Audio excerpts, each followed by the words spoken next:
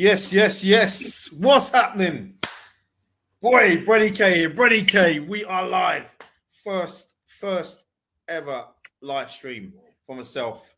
I know you would have seen me on the Armory TV. I will still be on the Armory TV, but there was a few people that said, "Oh, Brenny, why don't you do something yourself, man? Why don't you do something yourself?" And I'm like, "Yeah, you know what? Yeah, it's about time." So you know what? I've got two very special guests on today for this first show, and we're gonna big up Akpos. Akpos, what is happening, my brother? I'm doing great, Benny. Akpos, you Benny there? the Legend. I'm excited to be on the stream. Yes, I man. feel honored to be on the very first stream on the channel, and I want to, encourage guys to support a fellow Guna, a fantastic football fan, somebody who every time he talks, I just sit down there and listen and learn from, this man who has got massive knowledge of the game, who has followed the game for a long time. So I feel excited. I feel honored to be here among legend, and I hope our brothers and sisters from the Arsenal family and from the football family at large will support this channel, because I think this is a channel where you can come for premium football content. And big up, the man. Good to be on the stream with you, my brother.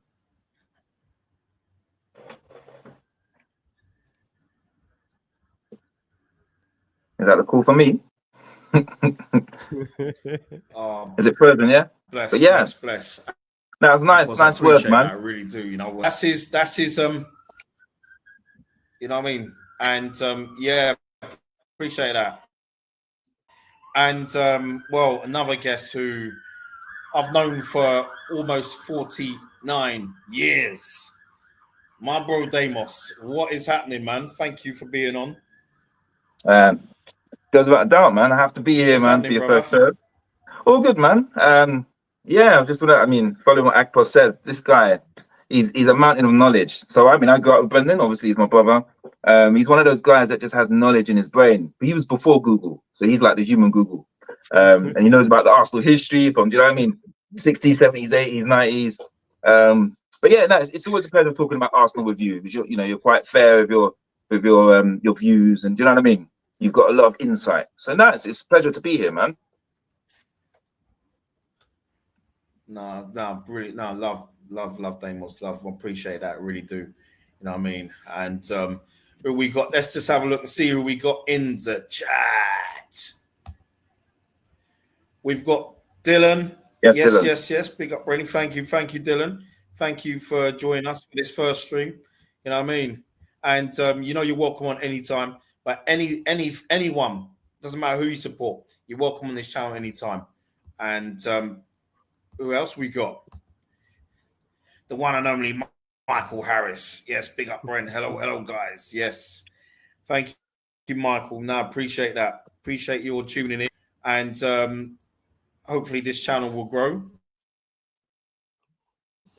And let's get to it as well. Right now, Akpos, I come to you first, man. Yeah. It's about us. I'm not gonna get to the friendlies just yet and Tottenham. I know there'll probably be some Tottenham fans that want to come on here and show off their transfer window. You've been impressed with it so far, my brother? You've been impressed with the window? I must say I've been very patient. I've been very relaxed with this window, unlike the last summer transfer window, because personally, I just wanted to sit back and let Andrea Beta cook. Like a lot of us have been saying, sit back and let the man do his thing. Because I think when Beta joined, I did an extensive research of the man and did a lot of work. I dug into a lot of work that he has done previously at Atletico Madrid, and I was very impressed with his resume. I was very impressed with his track record, and I said, okay, just sit back, be patient with this guy, and let him work his magic. And so far, I must say, I am very impressed with the work that he has done. I see us moving in a very different trajectory, because we are seeing how the Benjamin Sesko transfer saga has dragged on in this transfer window. And knowing the Arsenal of old and the way our recruitment team was working before Andre Beta came in the door, we know that this could be Arsenal in the middle of that Benjamin Sesko transfer tug of war right now. But it seems like, immediately we saw that this is not the option that was feasible for this football club. This is not the option that was best in terms of the financial requirement, in terms of the footballing side of it. We were very swift to change our direction in another player, in Victor Gyökeres, who seems like he's already a cult hero. He's already a fan favorite before he even kicked the ball in the Arsenal colors. So I love the way Andre Beta is moving, and I'm also very patient with the areas that I feel we need more players to come in, because so far Beta has shown us his hand, and a lot of us know what to expect with this man, and a lot of us see that Arsenal are moving very differently, like we have moved in the last couple of transfers. So far in this transfer window, I've been impressed, I've been excited, I've been gassed, I've been happy. I think I need to look for a lot of more adjective to classify how I felt so far with the work that Andre Beta is doing, but I think the man deserves a lot of credit, and I hope he is going to continue on this path. I don't want him, to start on this high note and leave us wanting for more for the remaining days of this transfer window, because we can all agree that there is still a lot of work to be done for us to go into the season very confident that we'll go in and potentially come out of the season victorious with a trophy or two. So I think there is still work left out there to do. But so far, Andre Beta and the recruitment team, and even Mikel Arteta, has also impressed me with the way he has, because I've known that we needed somebody who would come into the door and disagree with Mikel, and we get Mikel to agree at some point. So far, I think like Mikel has also been willing, to agree to disagree with Andre Beta. So also big up to Mikel Arteta, because I've been giving him a lot of stick going into this transfer window. But let's give credit when credit is due. Interesting points, man. To add to that, man. I don't want to. It's a great point. Go on, Damos. Yeah, I was just saying, to add to that, I don't want to duplicate what you said, which is fair points there, man. I didn't know about Berto at all. I just saw his resume from his team before, and I saw that they've had good transfers and stuff over the years. They always seem to get quality. But I was like, okay, let's see how this goes. But he's come. I didn't expect him to make this much of an impact so quickly in terms of how aggressive he is in the transfer market. Yeah. And I like his style in terms of he has 2 or 3 targets for the same position. So while he's negotiating, if it fails or if they're asking for too much money, he just goes to the next one. Whereas whoever you want to blame before, whether it's Arteta or whether it was Edu or whoever, the way we did it before, we just focused on one. So if the deal's not good, we either end up going in at a stupid price or we go to plan B, which there is no plan B. So I just like our new style because there's always someone else. But as you were saying before, we've still got a little bit of work to do to make it a complete transfer window. I'm grateful for what we've done. It's still the best transfer window in terms of, for a while, in terms of the style of players we've got. But yeah, we can handle, what are the 2 areas that you're talking about? I'm sure you'd say left wing. But if we do the last 1 or 2 that we're rumored of getting, if we can get that over the line, then that would be an amazing transfer window. I still don't know if it's enough to say that. It gives us confidence, but it's not. I don't know if it's at the level to say, yeah, we're going to smash the league, because there's still many competitive teams. But it will get us closer to that point, and that's what I want. Yeah, no, and 100% agree with you, bro, on that. Bear with me a sec, gents, because my broadband is trying to play silly buggers. Can you all hear me clearly? Yes, sir. We can hear you, good, man. Bear with me a sec. I'm just going to try something. Bear with me a sec. I'm just going to try this. Something I've done. Are you struggling to hear us? Is that what it is? I think we've lost him now, but hopefully we'll be back soon. But big up to everybody who's on the shout. If you've not Bernie a like, support the channel, please. Leave a fellow Gunner and a fellow football fan a like on the video, Okay. and also if you've not subscribed, kindly subscribe. Good, we have the host back. You can hear us, Bran, yeah?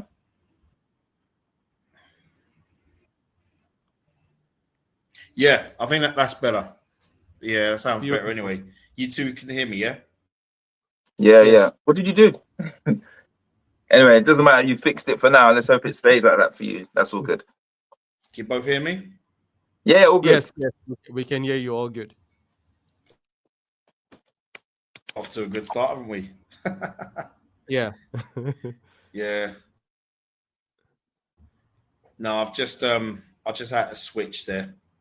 Yeah, right. Let's just go through the comments, because we got Temi in the house. Good evening. Yeah, evening. Very big up Temi as always. Thank you for joining us as well. You know, the main issue with Spuds is Thomas Frank. He's a top coach. North London derby just became harder, to be honest. Yes and no, you know, because What's your if you look at feelings how we played the other day, I don't think Temi's, Bren, what Temi was saying there, it can be harder, but I think So because when we played them the other day, we're not at our best. I think in what way? Well, I was just saying, I didn't feel we were. If we're playing at our best, the way I know we can play, then I don't really worry. But if we're playing sort of how we played in preseason, then yeah, it's going to be a tough game. But I'm not taking away from Frank; he's a great manager. So yes, I do agree. To me, it will be harder. But I feel if we play how we're supposed to play, we'll handle it. Definitely. I totally agree with Demos there, because also we had Victor Yokores who just had one training session. We still have Noni Madwike. Some of our new guys are not fully integrated into the team yet. So I think going into eventually when we meet Spurs in the North London derby, it will be a totally different ball game entirely.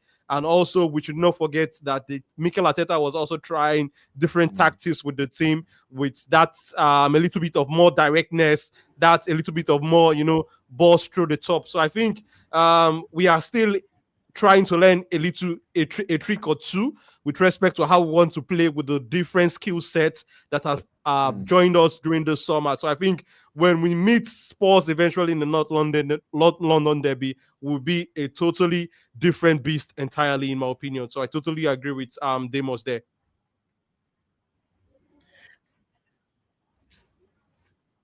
Yeah, and so do I. And also, that wasn't our strongest 11. You know what I mean? And that's what I've had some Spurs fans tell me, "Oh yeah, that was your best 11. Your best 11." I'm like, no, it wasn't. And I said I didn't even have to justify who wasn't on the field.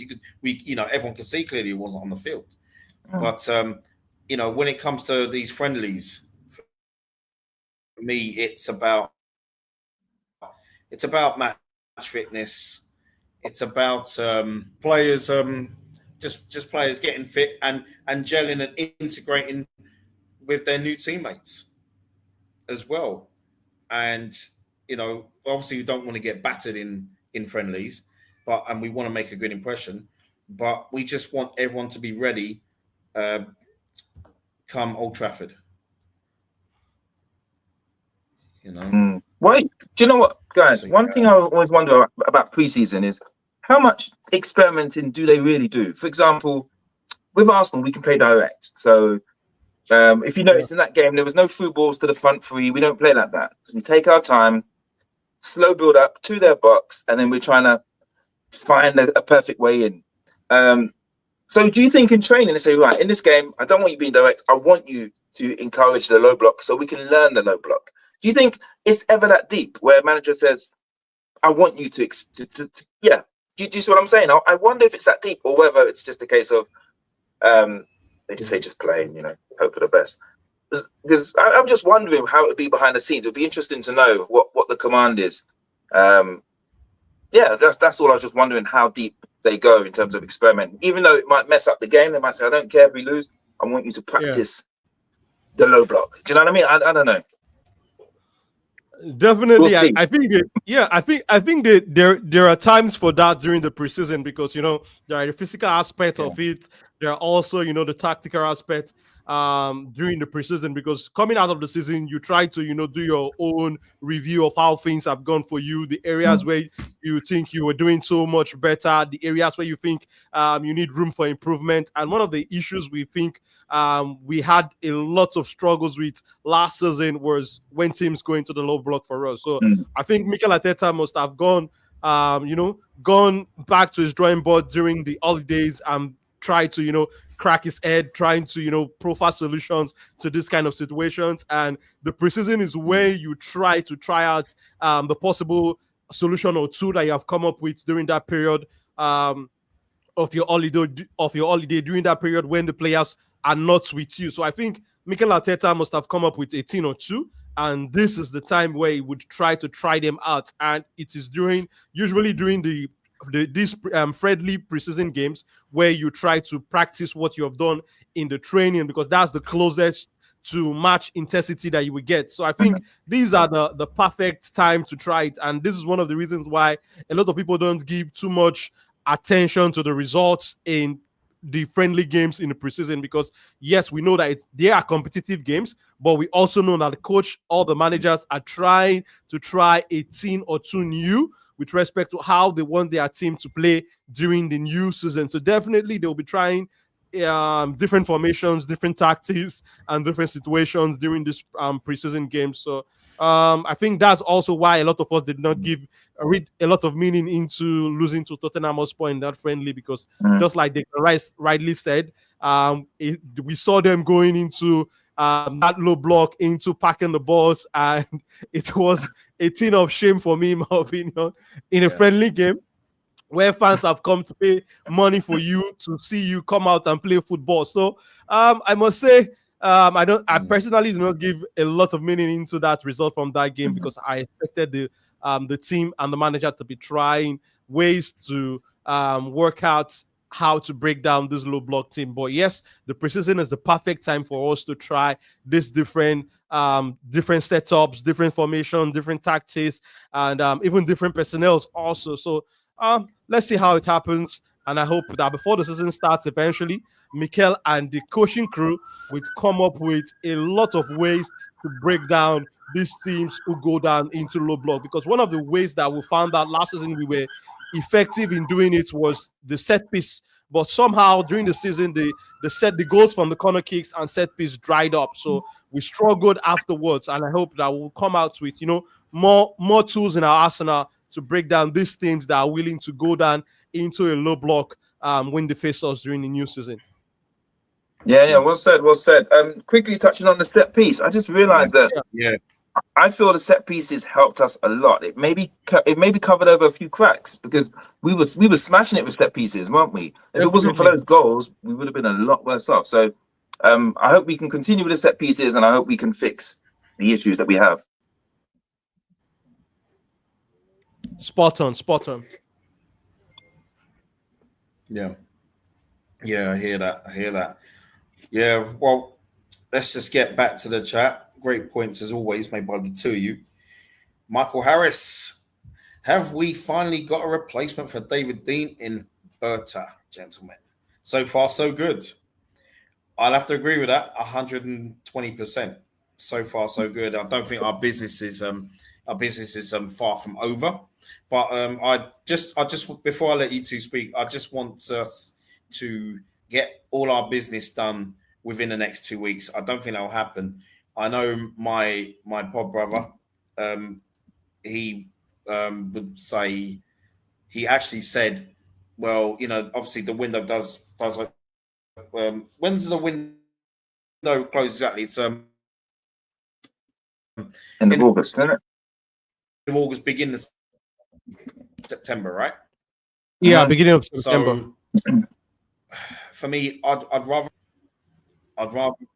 you know what I mean. I'd rather we get the players in before September, end of August.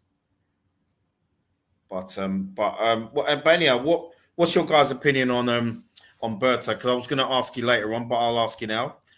What do you both think?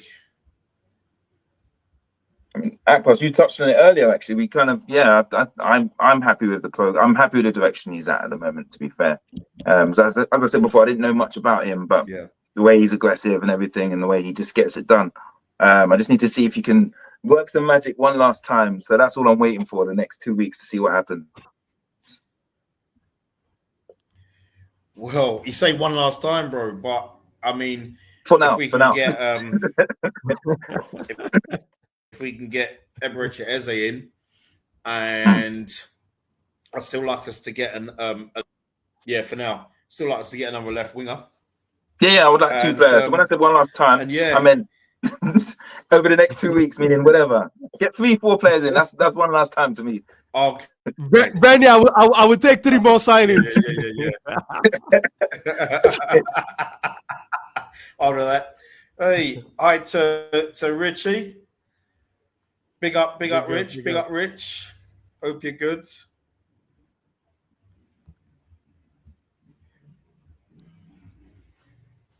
Hey, Dylan, what's up, guys? Hope all is good. Yes, Dylan. Big up to you as well. All good. All good.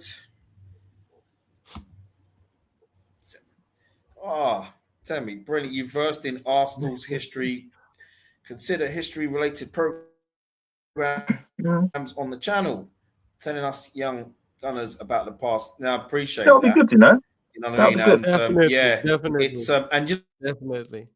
know something. Let me tell you something now, Temi. I don't think I've ever mentioned. Yeah, Temi, I don't think I've ever mentioned it before. You know, I don't think I've ever mentioned this before, but where I have Arsenal friends a lot older than ourselves, and they school me on history. There you go. They tell me on history. Yeah. By the way, that's Damos' own book. There's no we're not doing a competition in the first show, all right? You know what I mean? For a giveaway for a book giveaway. This is 1886 to 2008. But you know, some classics. Sorry, guys. It's just some massive. 2008 when we should have won the league. Yeah, but no, I think it's a good idea. A history program, showing some info, talking about experiences, all of that. Big yourself up, man, as always. You know what I mean? And like I said, I'm gonna be out a little later on, and I'm gonna see a couple of Gooners, and he always tells me about the days. He told me about the double of 1971. He even tells me about the year before, when we won the double in 71. He even tells me about the Fairs Cup. You know, the Fairs Cup, and he went to Highbury as a kid. You know, and also with Jez Collins, I like watching Jez Collins show because his history shows, because he's immersed in Arsenal history, and you know, we've like not spoken. I've not been on the stream with him, but he's been on the Armory. He's been in the chat Armory TV, and I love his history, you know, and he's knowledgeable in that way. So never stop learning, and that's not just with football. That's just with anything in general. You never ever stop learning in your job, anything. So you know what I mean. So big up to you, Temi, as always. Yeah, Dylan. I am looking forward to Eze coming in. He's got actually, that's right. He's got actually takes free kicks, isn't he? So, you know, he's exciting. But and we know through our pod brother that he's coming in. Akpos, I'll ask you first. What's your take on Eze, and what do you think he can give us? For me, I think growing up watching a couple of the number 10s we have in the Nigerian national team when I was a boy, the likes of your JJ Okocha, the likes of your Wilson Oruma, I think Eberechi Eze gives me a little bit of that flair, a little bit of that kind of a number 10 that you go to the stadium or you watch on TV, you enjoy good football, you see you see flair, you see skills, you see dribbling, you see shot from outside the 18 box. You see free kicks if need be. I think Eze is a little bit of that mold of the African, the old school African kind of number 10, the old school kind of African kind of creative player who's a good dribbler, can dribble, can ping a pass. For me, I think Eze is the kind of player that comes into this team and we would love to watch. We would love to enjoy. I think it would be a nightmare for our opposition when we play them, and especially for those teams that want to go in the low block, because I think like Eze is the kind of player who's very difficult for you to get the ball off his feet.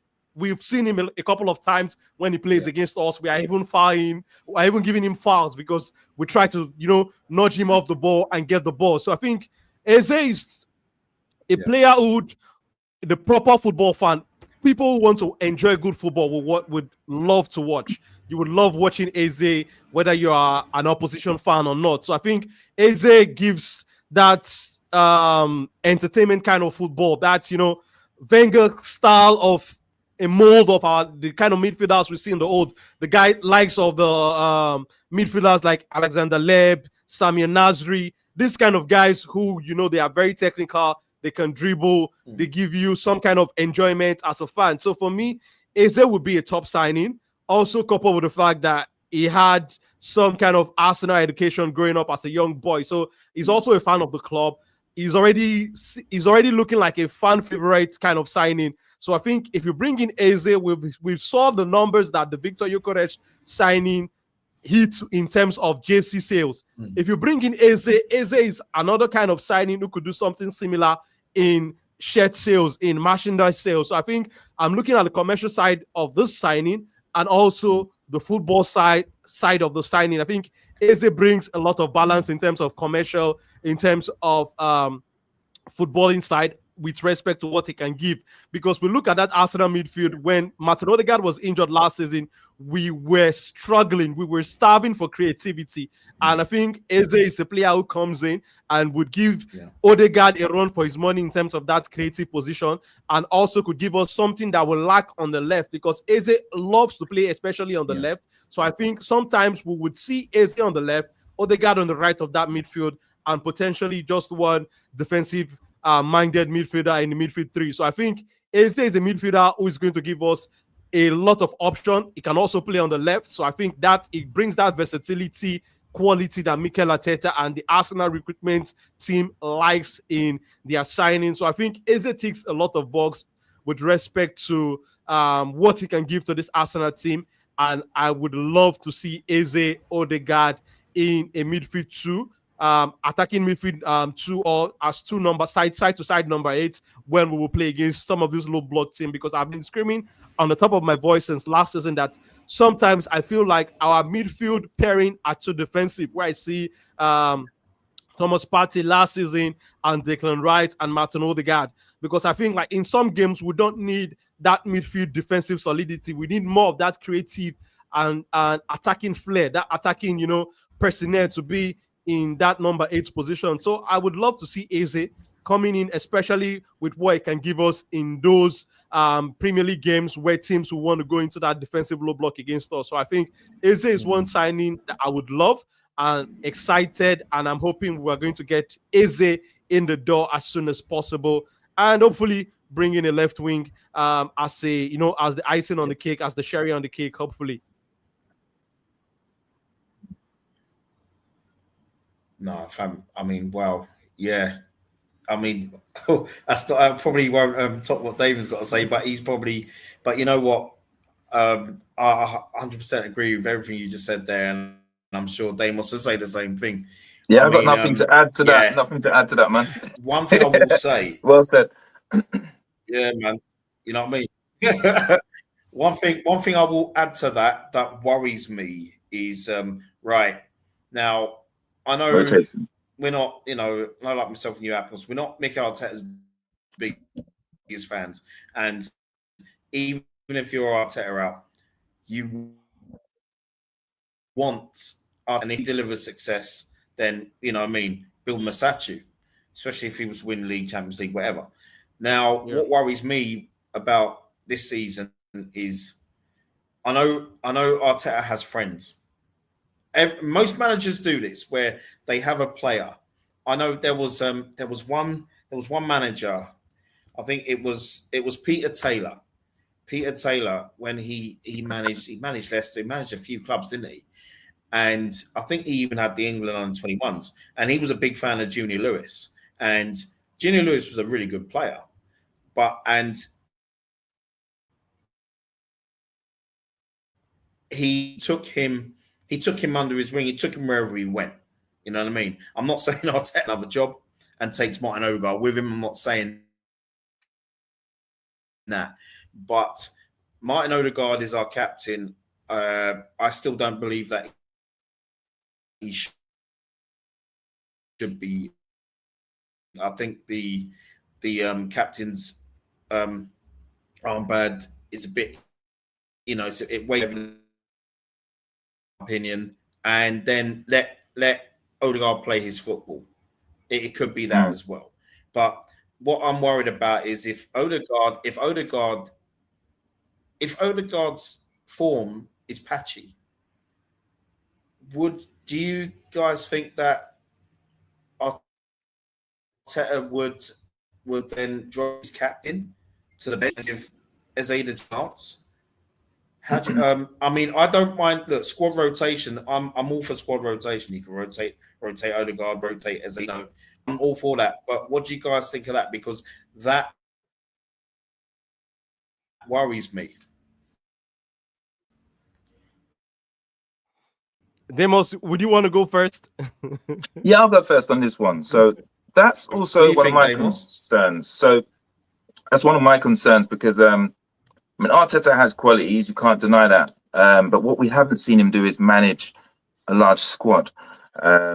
So as it's been so far, his rotation methods have been questionable. Hasn't been the best. There's been, for example, last season you had times where Odegaard was off form. Saka was back from injury. You had an in-form Ethan at the time who had the skills required for certain games. Everyone was saying, do you know what? We need someone who can carry the ball forward. This player can do it. And he never played for 2 or 3 games. Then he got brought on and then he showed he had those qualities. The point is, I hope that if we're in a similar situation this season, we have backup. We almost have 2 players for each position. So if Odegaard is off form, to be fair, I would prefer someone else to be a captain because you've got 2 defenders that can be captain. You've got a couple players in the middle, like whether it's Rice or whoever could be a captain. I would like Odegaard, like you said, Brendan, to focus on just playing. And also, if he's off form, it's harder to swap him if he's the captain. For some reason, no one likes to sub the captain. But that's not going to help us as a team if he's off form. So I'd like to see someone jump in like Eze or even Ranieri to come in if Odegaard's not quite there. So it's not digging Odegaard because I believe he has qualities, and if he's got quality around him, I think we can see the best from him. But we need to be prepared just in case he is off form. What do we do? So I don't know, but my concern is are we just going to persist with him for 3, 4, 5 games, potentially cost us points, or do we say, do you know what, you're off form, you come in? Because you don't want to kill you don't want to kill your players' confidence either. So you have to find that balance. The question is, do we be ruthless and just swap and change? Say you've got to work for your spot, or do we persist for 4, 5, 6 games and hope they get better? So I don't know what's going to happen, but those are my concerns. Yeah, I hear you on that, bro. I hear you on that. What about you, Akpos? I totally share Demos's concern with respect to the squad rotation because last season, just like Demos said, a lot of us were screaming on the top of our voice when Martin Odegaard was heart injured. We wanted Ethan Nwaneri to get more game time, especially after what we saw during the League Cup games when he came on in those League Cup games and he was either scoring a goal or assisting, and we were wondering why he was not getting some minutes, quality minutes in that number 10 position, especially with the fact that we had our star man in our shift creator in Martin Odegaard injured. So with all these new players coming in, just like Demos, I'm keen, eager to see how Mikel Arteta would rotate the team and how Mikel Arteta will handle certain players when they are not playing in their at their topmost best performances. Because yes, it's okay to have your favorites, but it's also okay to give every player a fair share of of game time. Because for me, I think when there are competition for places, the team will always be the winner. If Martin Odegaard is not performing well, if it's Yeah. Ethan Waneri that's bringing in the goods, Ethan deserves to start. Let Ethan start and let Martin Odegaard sit on the bench and work his way back up into the starting 11 again. And this same thing, I think it goes on for the likes of the competition for places between Victor Gyökeres now and Kai Havertz. If Kai Havertz is the one that is scoring the goals for me, let Kai Havertz start ahead of Victor Gyökeres. So I think at the end of the day, two players pushing each other for the starting 11 shirts, the team would benefit because the both players want to be on their toes. Both players want to try to get into the best shape, the best form as possible. So I just hope that Mikel Arteta, even though he has his favorites, even though there are some certain players who seem very established in the starting 11 right now, but if they are not performing, let other players who can also play the same position get their equal fair share of opportunities to come into the team and see what they can do, because I think the team would benefit at the end of the day. But for Mikel, I think I don't think he would want to do too much otherwise from what is expected from him, because yes, he's going into this season with not much pressure coming inside of the club. But if things do not go as planned, if things do not go on the good side of him, the pressure will begin to build from outside and definitely gradually creep inside the club. So I think this is a season where a lot is expected from Mikel Arteta, because he has been giving a lot, and as we all rightly know, to whom much is given, much is equally expected. So we are giving him a striker. I hope we give him a number 10. And I do hope we will also give him a left wing. So there will be no excuse. There will be no contest. It will be left to, bring all of these good ingredients that Andre Mbeta has given to him and the one that Edu has given to him previously before Beta, and cook us a fantastic meal. Hopefully it will be Nigerian jollof rice with goat meat.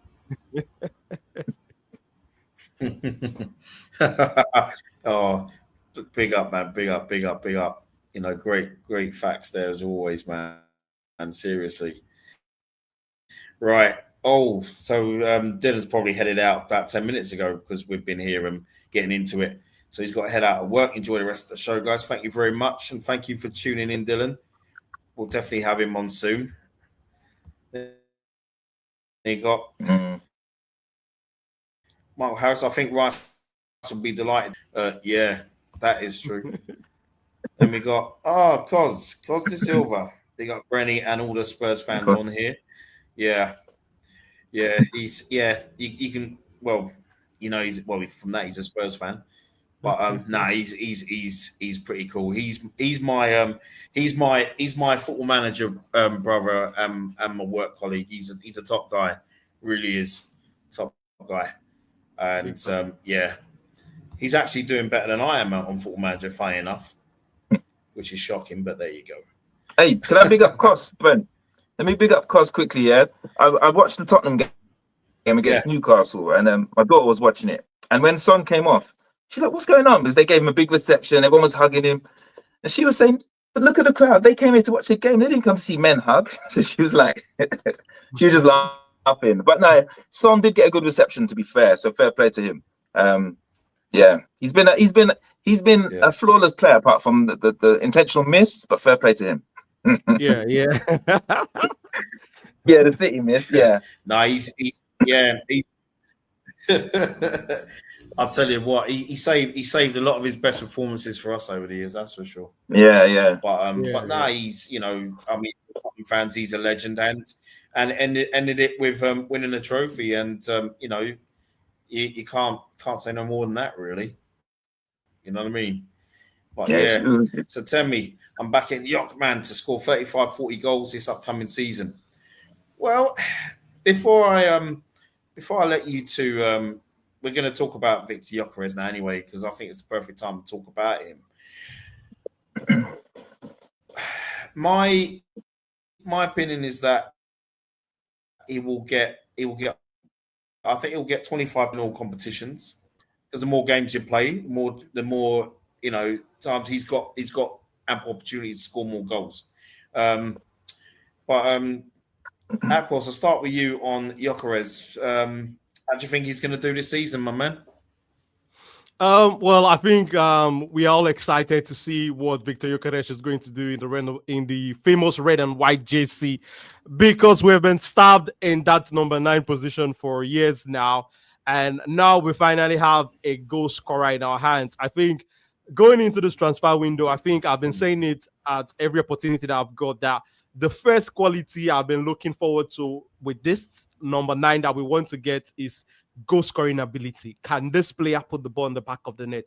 And Victor Gyökeres ticks that box and even more for me. And I think as long as we give him the service that he requires, as long that he stays fit, our physiotherapists, the manager need to do everything as much as possible to keep this player fit for most part of the season, because yet again, this is another player who is coming off of the back of 2 fantastic seasons with no major injury history. So I hope that we are going to do everything possible to keep him in good health, like he has been in his previous club, and we'll be able to get the most out of him during his time at Arsenal. But I'm excited. I must say I'm looking forward to maybe 15 to 20, 25 goal mark in the league alone for Victor Gyökeres, because I feel like in this season for Arsenal, is going to excel as much as we are going to give him the service. As long as we have our left wing working, I know Bukayo Saka on the right is going to do his job.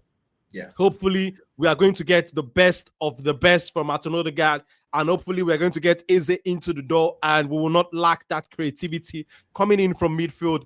I think we potentially have another striker who would send fear into opposition fans, into opposition defense, even before the game starts, because this is a striker who has got presence. And I was reading Mikel Arteta's, some of his statements about the striker, and he's saying this guy has got presence, this guy has got confidence, he has this character, and that he has brought into the team already, and the league has not even started. And we saw how Miles Lewis Kelly was gassed about the signing. That's to tell you that the young players in this Arsenal team are going to be looking to this guy for some kind of guidance.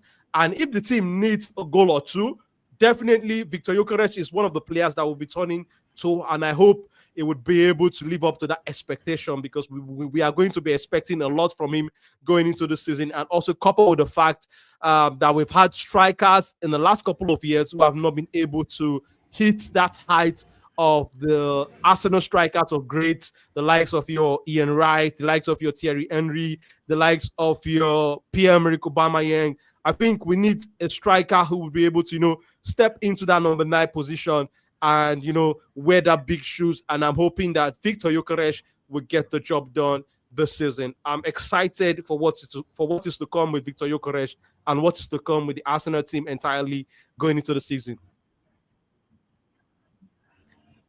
What's that? Do you know what? I'm with you on that, Apos, because I know Deimos will feel the same, but you see, Deimos, he was a goal scorer because I was a goal scorer growing up. It's I don't even think we even I think we only maybe once got the chance to play with each other. But back in those days, first time since Aubameyang. And Arsenal, we've always been blessed with strikers. We've always been blessed with strikers over the years. I mean, ever since I've been supporting them, the strikers we had playing 4-2, we had Tony Woodcock, Paul Mariner, Charlie Nicholas, and Raphael Mead. But Raphael Mead couldn't get into the. He only played a few games. He was a good player, but we had a lot of quality, and they ended up selling him. Couldn't remember where he went, and Alan Smith, Paul Merson from the academy, Kevin Campbell from the academy, Perry Groves from Colchester, and they were hard-working, great centre forwards. Niall Quinn as well. I can't forget Niall Quinn because he came from the academy as well. I brought up those names, and plus you mentioned Ian Wright, and as you go on, you got Thierry Henry, David Suker, Dennis Bergkamp, Kanu Wiltord. that's why it was so frustrating. Why we didn't get a number 9 in January, gone, and we've not had a number 9 since I would say Lacazette, because he left the club after Bamian, and that's why I was getting so frustrated with that, because we've always been blessed with all these strikers, and it's down to them why we've won all these major honors as well over the decades. But Deimos, I'm going to ask you the same about Gyökeres. I mean, in terms of how many goals he'd scored, do you think he would fit in? Because me and you, we've all level in terms of getting a player in, giving him enough time to gel, and not just shoe on him in the deep end. So, what's your take on Gyökeres, my brother? So I've been watching him. I think that if he has a bad season, it'll be like 15 goals. Right? When I say a bad season, meaning we haven't adapted to how he plays. He hasn't adapted to how we play, but he's in the right place at the right time and get some scraps and get some good goals. Now, if we use him to his ability, he can cook. Now, the reason why I know how he can, we just need to give him that ball early. Because if the way we're playing at the moment, possession-based football, where we carry the ball to their box, they've got like 6 men in defense. Gyökeres is in the middle of that. Nothing's going to happen. We're passing around, being patient. That style doesn't work for players like Gyökeres. Yes, sometimes you could give it to him and he might be able to turn and shoot. But the chances are you're not going to break down that low block. So if we use him on the break and on the counter, he'll be running through all the time and he'll be knocking them in all the time. So I know he can smash it. I just don't know I don't know the manager's plans of how we're going to do that. I'm just waiting to see. Okay, are we going to use him properly? But if we are playing to his strengths, yeah, I can't in the 20s easily, but he has the potential to be on a madness. I'm not going to get excited on Haaland levels, but he has the potential to be that. But it's just down to us as a team. So yeah, I'm expecting between 20 and 40 goals from him, but I want to take the first. I want to see us get there first. I want to see him get his first goal first, see how we're playing, and then I'll be like, do you know what? We can easily get to 25, 30 easy. But again, it just depends on us as a team and the manager and how we play. Exactly. To add to the points that you've made now, Deimos, I was watching the highlight. I think I saw the highlights of the game against AS Monaco in the Champions League, where I think it was Kiwior who made pinged the pass from the defense to Ghebreyesus. He took the ball well, first control, pushed the ball past the defender, but he couldn't finish. And in my head, I'm like, a pass from maybe Gabriel or Kiwior or any of our center backs to Victor Gyökeres with the kind of speed that he has got, and that ball goes in the net. In my opinion, I think one of the ways we could do that is with our center backs, making sure that they stay alert and they see the run of Victor Gyökeres, and as soon as he makes the run, as soon as they find the opening, they put that ball in space for him to get in behind the defender and finish. I think our thinking needs to be very fast. It needs to be very quick. All those, spending a lot of time, a lot of minutes on the ball before we ping the ball. I think we give the opposition too much time to regroup a lot of times when we do that, especially our defenders and our midfielders. We need to make sure that as soon as we get the run of Victor Gyökeres, we are giving him the ball where and when he needs it. Definitely. Let me add to that actually. With regards to the low block, I know I said before the chances are hard to get goals from low block positions, but I saw a few times in a few games where Saka or one of the other wingers will knock it across goal and nobody's there. But you would imagine someone like Gyökeres would be there. So all these kind of elements. There's so many scenarios where I'm like, if Gyökeres was in this game, just like how you saw that one. We'll see. Exactly, and to add to that point that you just made now, Demos, a lot of times why we find ourselves in that situation is because we played the kind of the Yeah. profile of the number 9 we play. They want to get involved in the play, Yeah. Well, and when Saka gets the ball, they lack the pace to get back in position and finish it off. Yeah. So when the ball Yeah. goes in, it's Yeah. begging for Yeah. somebody to Yeah. tap in, and there is no one there. But in Victor Gyökeres, he does not want to be involved in the play. As soon as Saka gets the ball, I think what he's thinking in his head is, I need to get in position as quick as possible and finish this move off. I think that's the kind of difference of what to expect with Gyökeres profile and the profile of Gabriel Jesus and the profile of Kai Havertz and even Mikel Merino, who stepped in, during that period to kind of get the job done. Yeah, definitely. No, great points. Oh, actually, guys, I just thought of something. Sorry, Ben. Let's just get into the comments. Tell me, never wanted Sesko anyway. Slovenian Xerxes. Oh, Terry. Oh, is Rich again?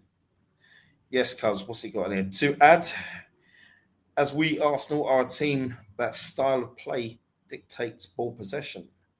Playing 2, 8, 10 in the midfield, 3 gives a more creative outlet. So yes, it will hopefully allow us to break down. Yeah, I mean, I agree with that, but also I think it's also about and also I think it's with personnel, because it's funny how I was just thinking that because what Rich just said there, I was actually thinking about our midfield this season, and it's obviously it's not that different. It's a little different because obviously we've got additions now in midfield, and I just think, oh, hold on, let's just get Rich not finished yet. Defensive block that other teams employ against us. Yep. I think if we get in the rest of our signings, make competition stronger. I think from an attacking sense, we'll give them. I think for low blocks, it's not going to be just about Saka, is it? Because I think it could be Saka, it could be Eze middle, it could even be it could be Noni Madueke. It could even be Rodrigo.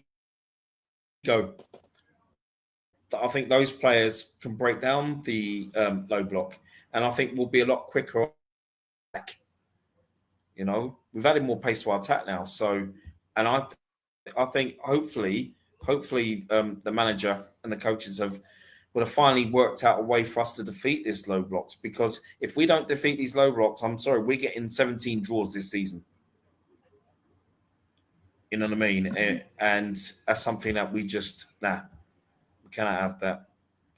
One sec. Bear me a sec. Oh yeah, I knew these questions would come. Here we go.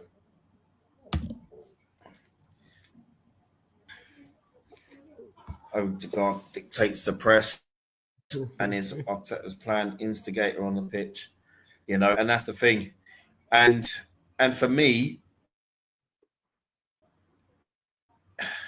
Odegaard, I want to talk about, in short, I've said already, he's not captain material. He's a very good player. I think he'll have a better season than he did last season. Hopefully he won't be carrying any knocks. But he worried me last season, Odegaard. And I think the fact that we're getting Eze in as well, I feel that more competition does wake players up, I feel. And that's why I think we're going to get outstanding performances this season from Odegaard. And what's your guys' take on Martin Odegaard anyway? And how do you think he'll fare this season, Demos?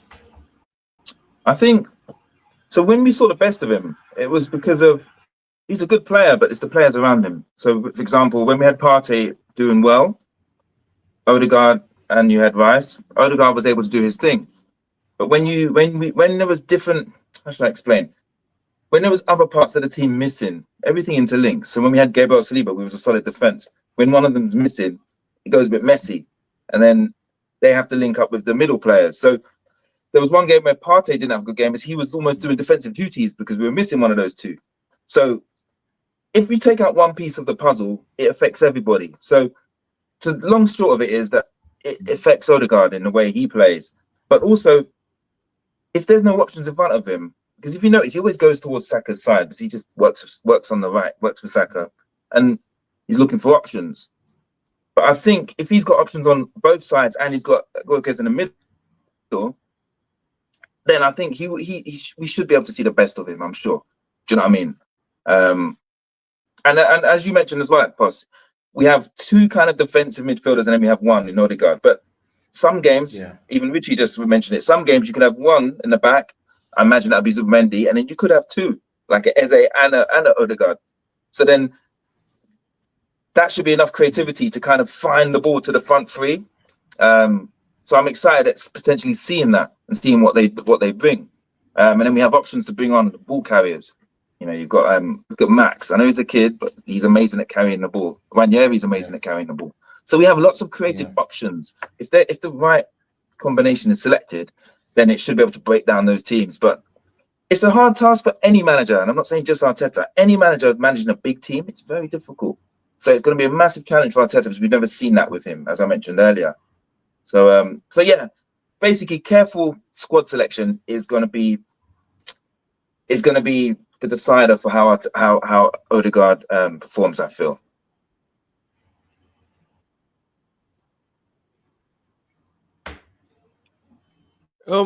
Well, I hear that. I agree with just your before point. I get to that, boss. I mean, so what Richie says here.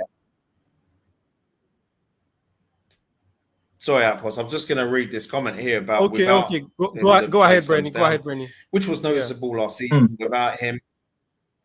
Yeah, sorry, having Eze and Waneri fighting to play in the same position will force him to up his levels. And this is what I was saying. And this is, I totally agree with this. You know, because it's competition, and competition does wake you up a bit, doesn't it? Really, if we're all professional footballers, and our place is threatened, you're gonna up it, aren't you? I mean, but sorry, Atpos, go on, carry on, man, carry on. Yeah, I said I totally agree with the points that Damian has made with respect to the midfield and where to respect. And for me personally, I would love all of these midfielders to give Mikel Arteta a lot of headache in terms of the selection, because that's why we are paying him top dollar. I want all of these guys to be, best possible shape, best possible performances, so that the manager will have a headache each time he wants to make his team selection. I think we as fans and the football club in general will benefit from that in terms of the quality of performance on game day. Because if you have Martin Odegaard, giving his 100% and, scoring goals, giving assists, Eze when he comes on doing the same thing, or Eze when he starts doing the same thing, I think each time any player is on the team sheet, as a fan, when you see the team sheet, on the socials, you will not be worried that, this guy's all Mr. A or Mr. B is missing from the starting 11 today. So I think I want to see Horse having different options. I think it also keeps the opposition guessing, because one of the issues we've had, especially last season, is our predictability. We've been very predictable in terms of our attacking play, but having different options and having, different skill set, different profile, it gives the opposition, headache on what to expect. Because in some games, I would also love to see us going with potentially two defensive midfielder in a dual pivot kind of system. Maybe Declan Rice next to Martin Zubimendi and Eze or Odegaard playing alone in a more advanced midfield position, and would have our 7 and 11, our wingers in a very more forward, and give them a lot of freedom to attack, and maybe have the left back not inverting, have the left back also bumping forward the wing. I think all of these different varieties in terms of systems, in terms of personality, we give the oppositions also headache, and it will not just be headache alone for Mikel Arteta, but headache also for the opposition manager in terms of what to expect going into every game with Arsenal. So I would love us to have, different Eze coming in. I think that would give us a lot of more option in terms of the creativity in midfield and also potentially on the wing. So I would love Mikel Arteta to have this headache, in my opinion.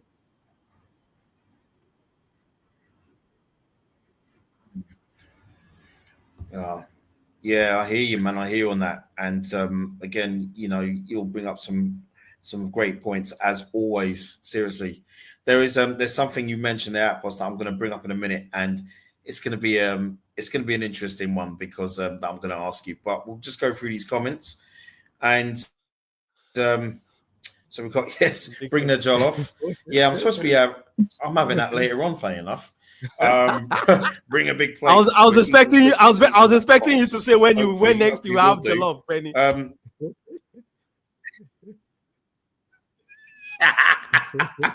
Well, this one from because I'm not gonna answer this now. I'll answer this towards the end. You know what I mean? There's no point in getting this now. You know what I mean? And everybody, if you don't know already, this is Akpos's channel, Football in Pigeon.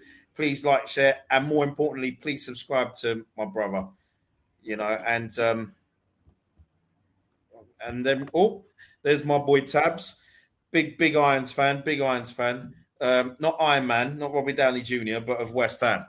So big up the Tabs, and on behalf of all West Ham fans, let me say Arteta in. Don't worry, mate. I'll see you Tuesday, you joker. Oh dear. Richard, yep. My impression of Glockerez is that he's a goal-hungry dog. Yeah. Couldn't agree with you more on that, cuz seriously.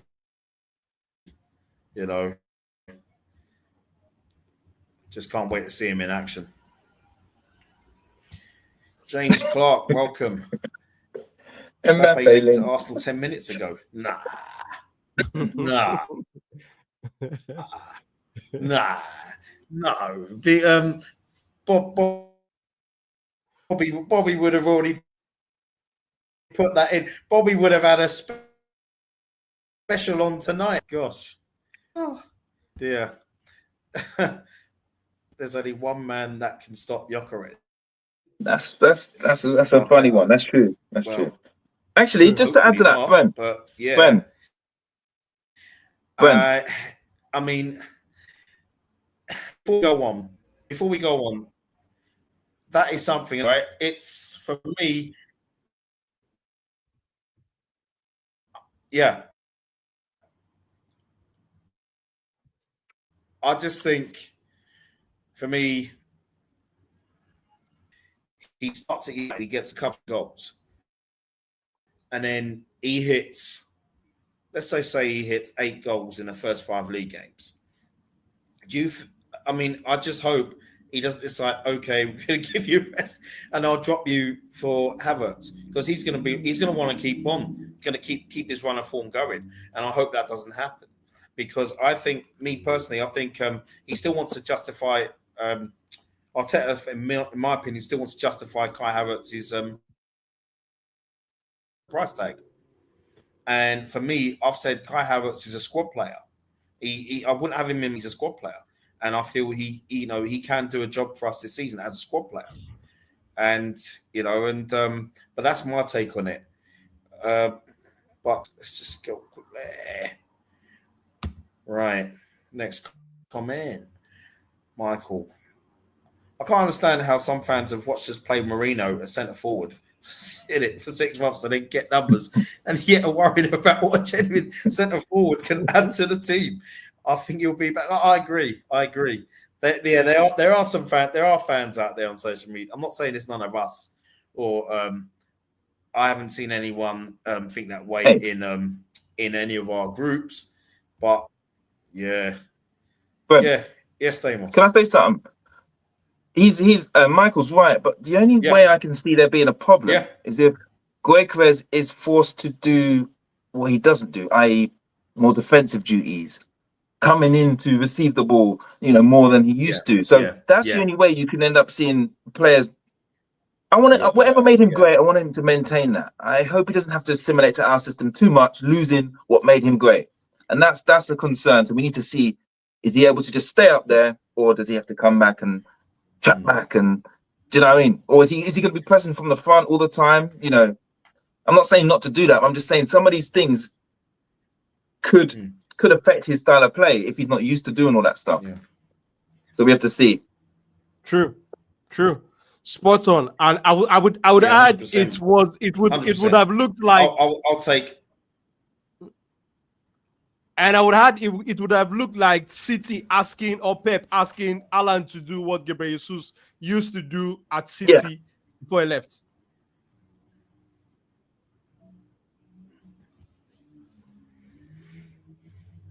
Yeah. You know, and that's the thing. I mean, for me, I want Victor to start to do an Ian Wright and start off, like, for example, Wrighty, 6 goals in his first 4 games. I'll have some of that, definitely. But yeah, which more and more teams are playing a possession style of game. Yeah, they are. So defenders will be hard on the pitch, and that is so true. You know what I mean? That is so true. I mean, I it's like even watching us at times, I struggle with, but you know, you still support the team, you back the boys.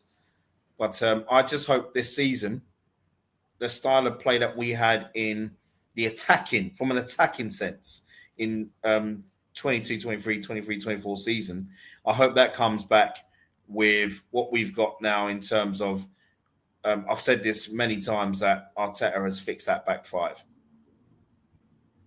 You know what I mean? And with from an attacking sense, hope we can get back to that. Yes, bro. With regards to possession style football, I know other teams play it, but we have been Go ahead. We have been the reason for our downfall in the sense of. Can you hear me? Yeah.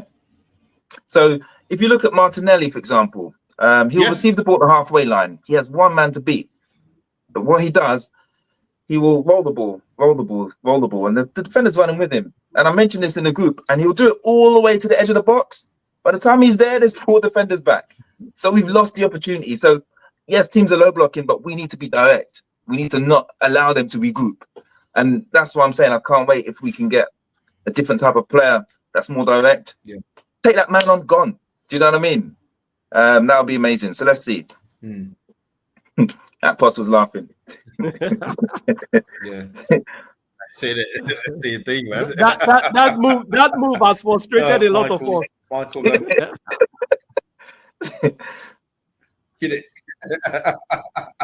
oh, Michael cracks me up, man.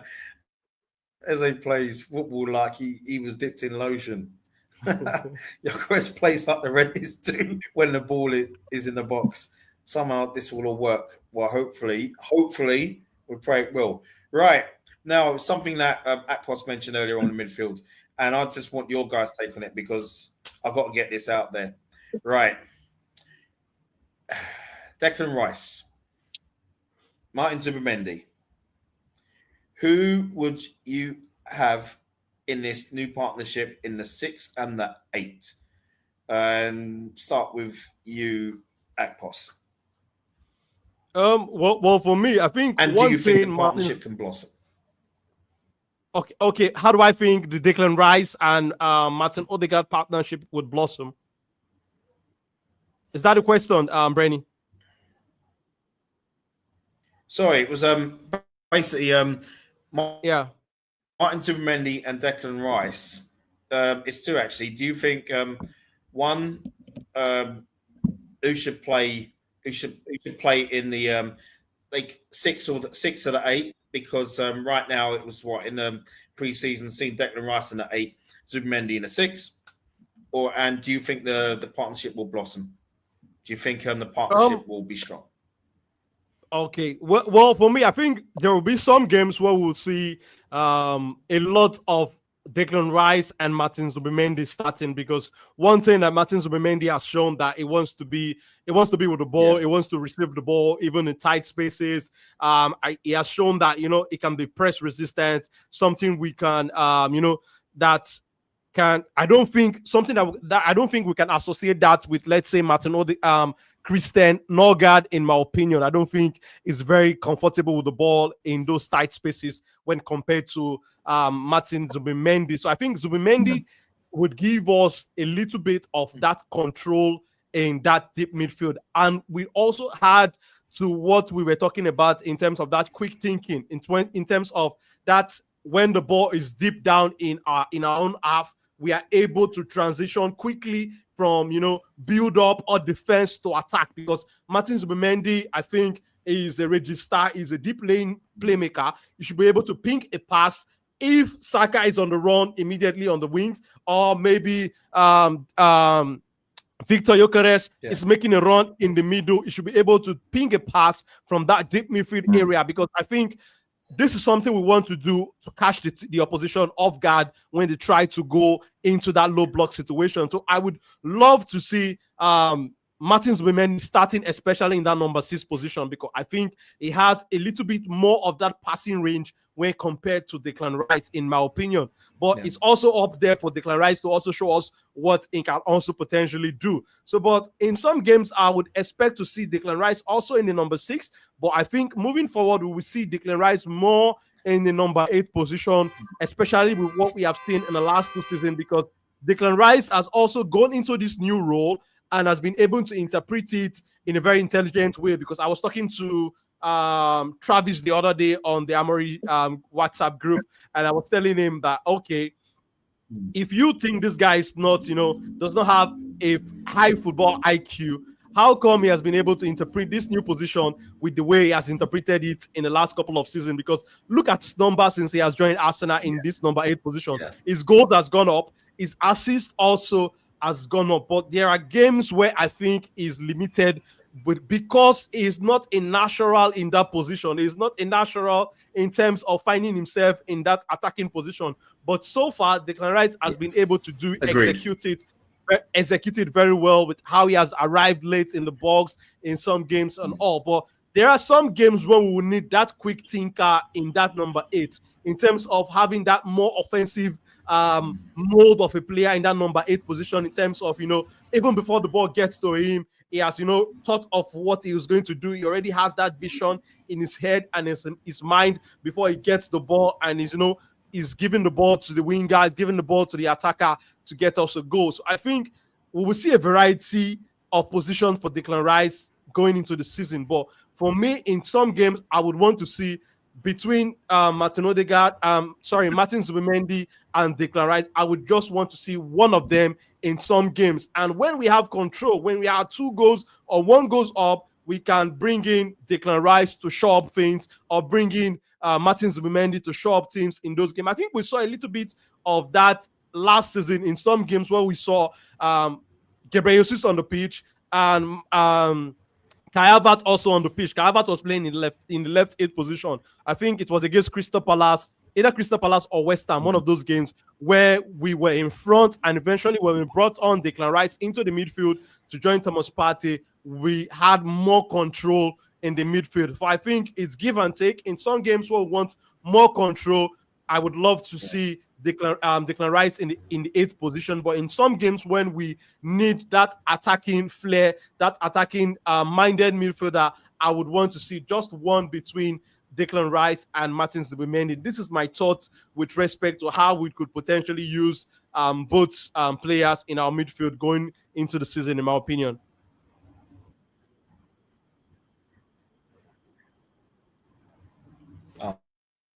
Oh, wow. I couldn't have broken that down better, man. I'll tell you, seriously.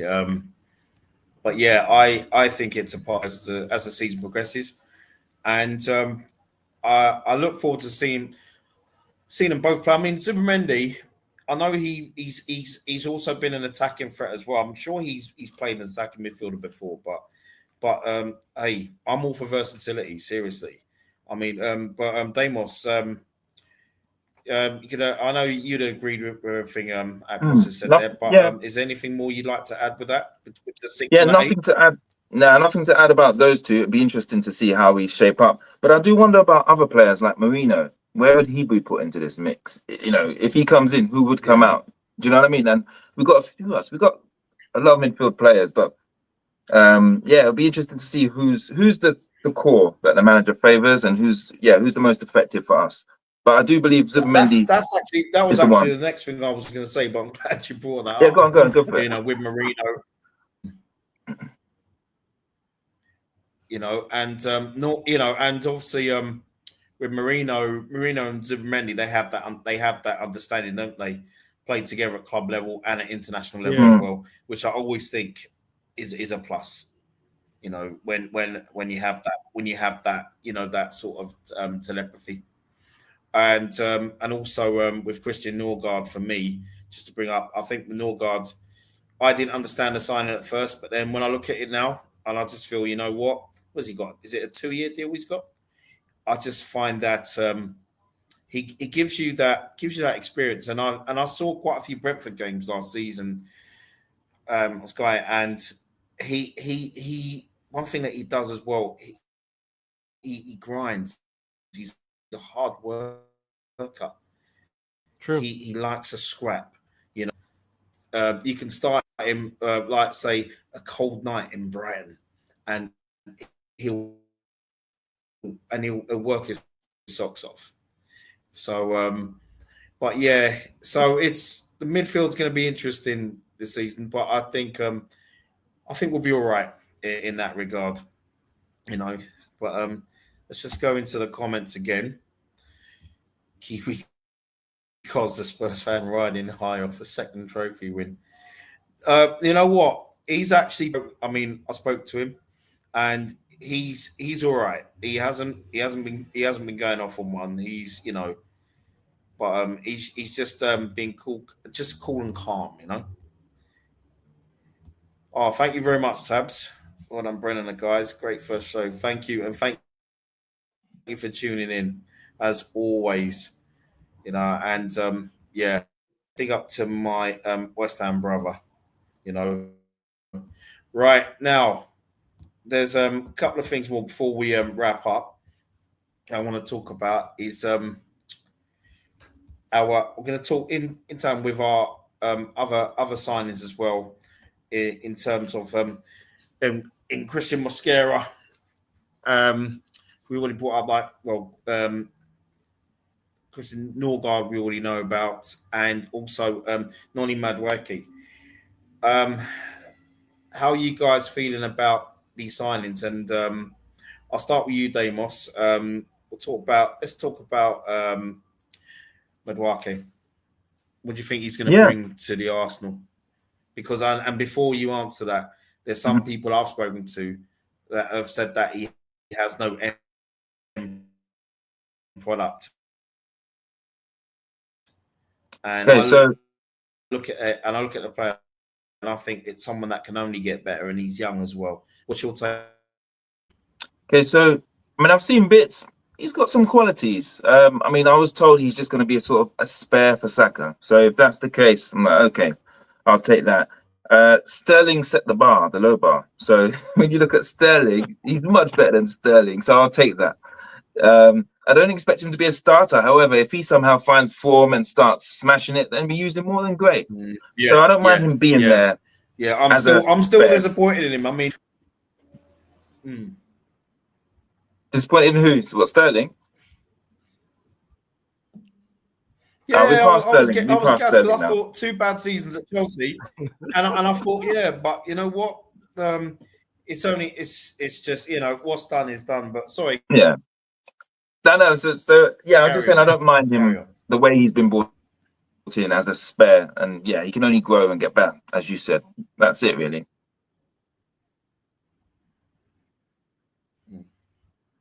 Yeah, I mean, I forgot that he's also that he also has England caps as well, doesn't he? I don't know how many, but yeah, he's got, got some. So, Akos, what's your take on Noni Madueke?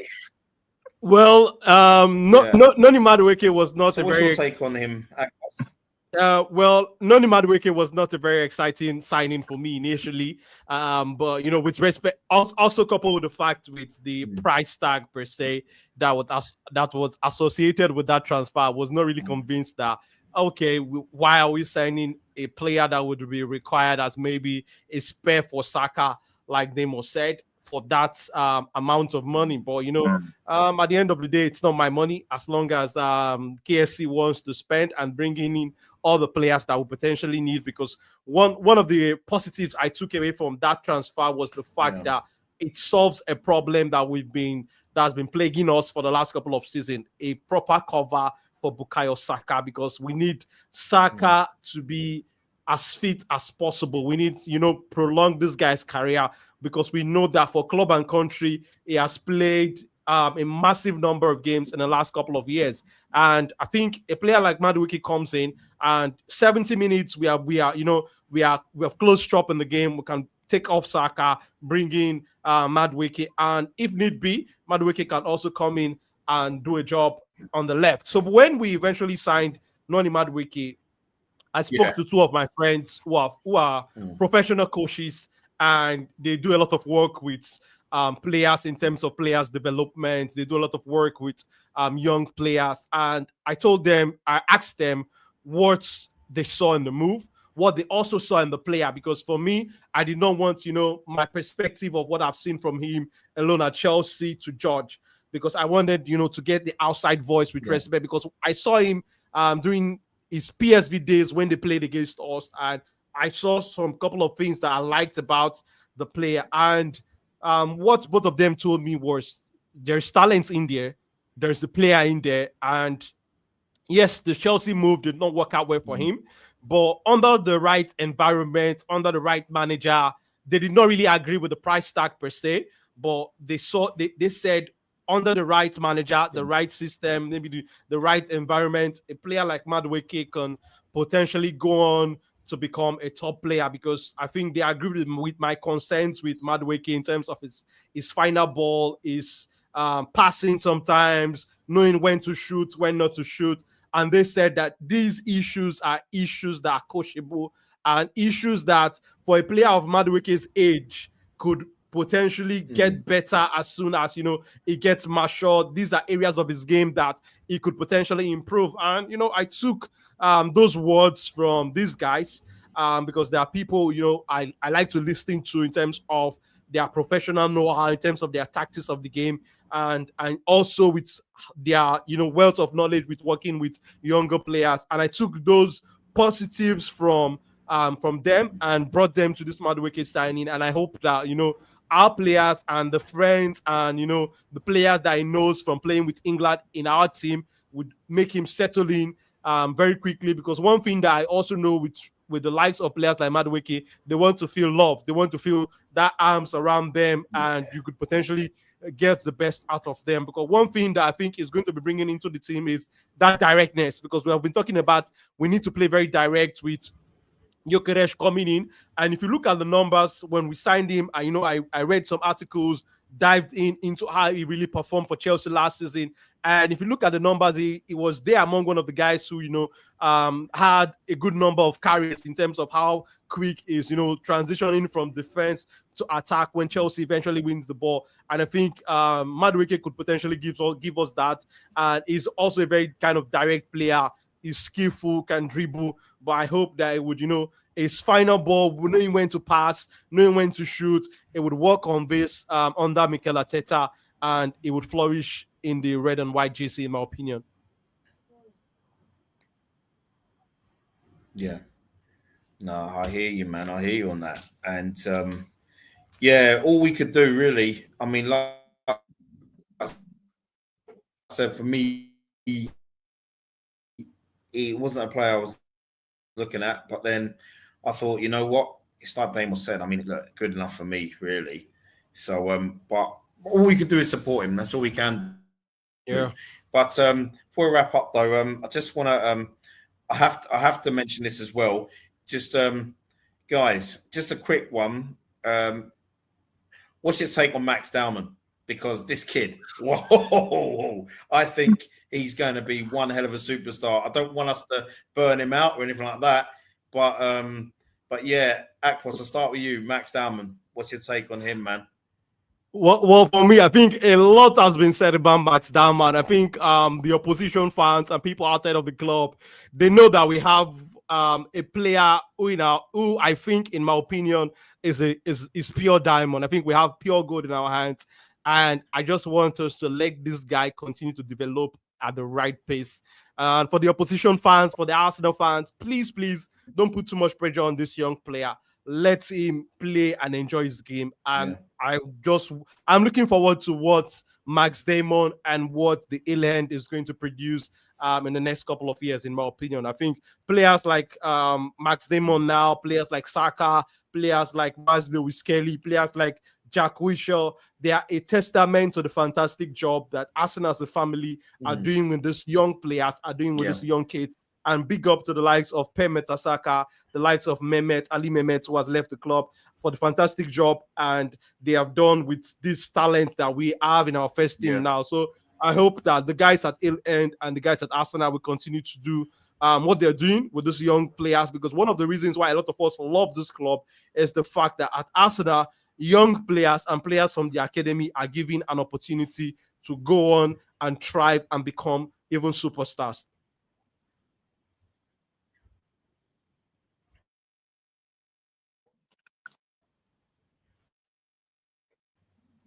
Yeah, I hear you on that, man, because that's something that I want to. Before I get to Damos, that's something that I want to. I will be talking about in future streams, and you're more than welcome to come on as well, because I would love to talk about the history of the academy as well, and that will come up in due time.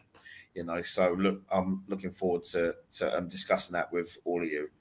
Damos, what do you think of Max Dalman? Because I like this kid, even from watching him last season for the under 18s. I'm sure he played for the under 21s as well. I mean, this guy. I mean, he was the to others, to fans, the best player on the tour. What's your take on Max Dalman? Yeah, I mean, as Akpos and everyone says, he's a great player. I mean, I was watching him playing for the youth. And he would just take the ball from one end of the pitch to the other constantly. My son's 14. He plays for a team that I coach. It's funny because we were talking about scouts. And I said, it's weird because you get rewarded just for running through teams. So you must be greedy and the scouts will see you, which is the wrong message. But because if you do one-touch football, the scout's not going to see your qualities. So when my son has trials and stuff, I say to him, look, hog the ball, take on two players, then pass, Because if you do one touch, you're not going to be seen. So the reason we was talking about that, we were looking at Max videos and I said that he's just running through. I said, if you get a trial, you might as well do that because they seem to recognize that. But in a game, don't do that. So, but what I like about Max is he's been doing that for ages with ease. And now he's come into the men's game and you can see he's still got that. He can easily take the ball past people. So he hasn't lost that quality and he's able to transition that quality into a more competitive game, which is good to see. I hope he's able to have that freedom because very few players have that freedom, like Messi. His manager said, just run through the team and do that. Any other player did that, you would get shouted at. Do you know what I mean? So it's good to see that Max does have a bit of freedom. I hope he can still stay raw. I hope it's not coached out of him. And also I hope that we protect him because he's going to get kicked up a lot. You saw in the Newcastle game, he was tearing, what's his name up? What's that guy's name? For Newcastle. Yeah. He's having nightmares over this kid. So he doesn't want to go near schools anymore. But players will start kicking Max. Yeah, man. They'll start kicking him. So I'm okay with a slow transition. But for example, last season with Ethan, I don't mind waiting and let people saying he's not ready. But we had no one, and he was the player with the best skills and the best skill set that we needed. So that's why Ethan needed to play. But this season, I don't actually mind if Ethan and Max are not rested, looked after because we've got other players now. So that's the whole point. True. So I don't mind if they don't appear as much, but when they do, it'll be good to see. Great. Yeah, it's funny you say that because well, and also with Joe Linton, I mean, the way he made Joe Linton look so silly last week, it was a joy to watch. And I'll tell you what, I was thinking, boy, lucky that when a rainstorm on the pitch though, because Joe Linton would have probably slid out of the stadium. you know, from that. He just made him look so silly. You know what I mean? But yeah, but what we'll do is that we're just gonna wrap up and just a couple more questions. Well, just before we wrap, a couple more questions. Just want to get your. I'll be able to do this now. Out of 10, transfer window so far. Damos. Um, None yet. Thing is, I'll give it it's hard because I want to see what's going to happen for the last part, because I still feel, in terms of getting a striker who's the most sought after striker, in terms of the player with the best stats, in terms of the player that any team would like to include in their team, we haven't done that for a while. So like that alone gives it high marks to show that we've made a statement signing. I'm just so happy that we're doing that again. So, but overall, I mean, for me, I would say I'll give it a 7 or 8. The reason why is because I'm still waiting for the last part. So if we do get Eze and if we do get a left winger, then it could be up there in 9s and potential 10s. But I just need to see what that last stage will be. But I'm happy. I'm positive with what we've done. But I'm not at the stage where I'm saying, this team's going to smash it. We have the potential to smash it, but I haven't got that full confidence. So it'll be nice if our last 2 signings can give us that extra confidence to say, you know what, we can do this. So yeah, let's see.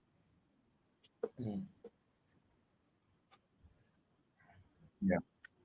Okay. What about yourself, Akpos? Well, I'm totally with Demos on this one. I would say between a 6.5 and a 7 for me, because I think just like Demos rightly said, Victor Gyökeres coming in, it takes the bar above average already, and I think we still have a lot of work to do in terms of our outgoings. We still have players who are on our books. I'm looking forward, because outgoings is one area where I feel we need to improve a lot, because I think our most expensive outgoing has been Oxlade-Chamberlain, and look how far back that transfer has been. So I think that's one area where a lot of us is also, looking that we need to improve as a football club in terms of our selling. Our selling has been very poor. I think we need to do better. So I'm also looking at that. I think that's one area that I would want to add by at the end of the entire transfer window in terms of our final rating. But so far, I've been impressed. So far, I've been excited. And so far, I think it's been so much above average with respect to the work that Andrea Beta has done. And like Demos said, if the attacking midfielder, the number 10, which we know Eze, a lot of us want Eze. If we can't get Eze at the end of the day, let us also bring in potentially another offensive minded midfielder, in my opinion, and bring in that left winger. If we are able to bring these 2 players in, make good money, amounts of money in terms of our outgoings, I think this would be a 10 over 10 transfer window, in my opinion, for me. Yeah, that's fair. Yeah, I hear you on that. And also, and unlike Bobby, who doesn't do halves, I don't mind halves on this channel. So, yeah. I disagree. Big up Jackpot 12. So he rates it 3 so far. No, I mean in previous seasons I would have agreed with you, but no, I don't see Not this one. Hey, if this is 3, then what was last summer like? What, -4? So far, it's I'm going for me. I've been quite happy with the window so far. You know what I mean? But what's this, Terry? 1,000. Oh, and I think I'm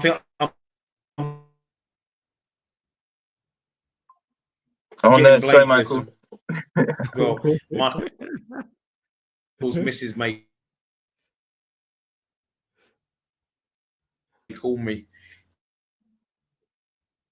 Top show, guys. My dinner's gone cold and family ain't happy, but it's what it is. And what we're gonna do is, lads, just gonna one more question. There you are. There you are. And that was what Cos Again said earlier on. Do you think Arteta will last this season, Akpos? Well, for me personally, I want Yeah, to see Arteta. I just said, Yeah. we'll get back to this. You know what I mean? But, Well, for me, like they must know, I have my issues with Mikel Arteta, but I think all the issues that I have with Arteta centers around us being successful as a football club. And I feel like as a manager, also as somebody who played for this club, he also wants Arsenal to be successful. If Mikel Arteta goes on out there, I think so far, let me give him credit for the fantastic job that he has done, taking us from a banter club when he joined as the manager and brought us over to a team that is challenging for the title every season. And what we want to see is for Mikel Arteta to take us the next step, to take us to the next level from the team that is challenging from the big trophies to the team that goes on to win the big trophies. And I hope that he will be the man to do it because he has put in a lot of work during this journey. And I want him to be successful. I was saying it the other day that if he goes on to win the UEFA Champions League, to become the first manager that brings us that, prized silverware, I would be screaming on the top of my voice that Mikel Arteta should be built a statue outside the Emirates Stadium. So for me, I want to see him succeed. I hope he's going to be the manager that will bring us the Premier League title after a long wait. But if it's not the manager that goes on to eventually take us to the next level, then I would be okay with the club to let him go and bring in another person that will take us to the next level. This is just my thoughts with respect to Mikel Arteta and going into the next season. I hear that. And yeah, I mean, like I said, I feel the same way as you do with Arteta. And you know what I mean? It's just if he's doing bits this season, then we've made a great start in the league and we're looking good in cup competitions, and yeah, I agree. What I will say for me, it's that he's got to win something this season. I wanted him gone last season, but there's nothing I can do about that. He's here now. I'm not going to continue moaning about it because it's a new season now. It starts at 0, and we take it from there. So Deimos, what's your take? To be honest, similar to Akpos, I mean, if he's not performing, then yes, you would have to make a change. So, but I want us to do stuff this season. So if he's leaving, then that means we haven't succeeded. So I don't want him to not succeed.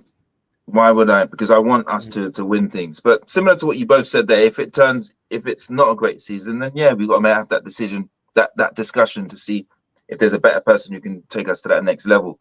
But I just want to see what happens now. He's got the tools, he's got the team around him. Let's all get behind him and see, and then assess it as we get there. If it's not the way we want it to be, really. So yeah, let's see.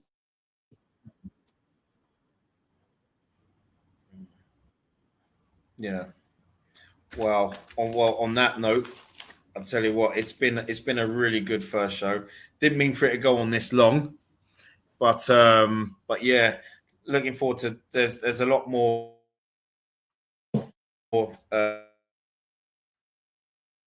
shows coming in the pipeline, of course, for joining and being the first to come on, and appreciate that. And where can everyone find you, bro?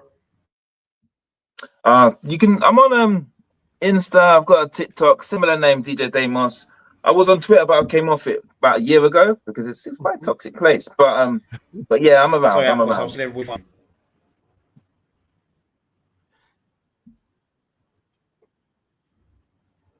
Yeah, you know what I mean.